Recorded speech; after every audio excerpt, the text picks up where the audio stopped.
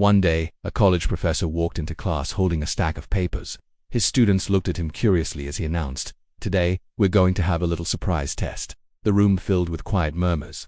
Some students smiled nervously, others looked worried, but everyone was curious about what kind of test it could be. The professor handed each student a paper, asking them not to turn it over until everyone had received one.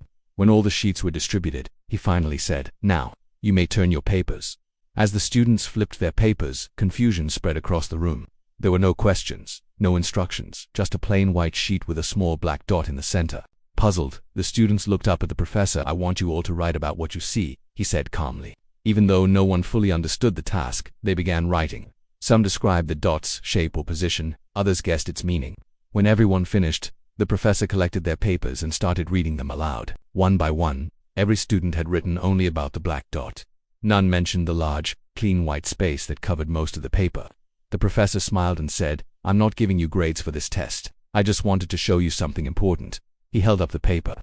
"This is how most of us live our lives. The white space represents all the blessings we have: love, health, family, friends, and the beauty of everyday life. But what do we focus on? The small black dots, our problems, worries, and disappointments." He looked around the silent classroom and continued, "The dark spots are small, yet we let them steal our peace.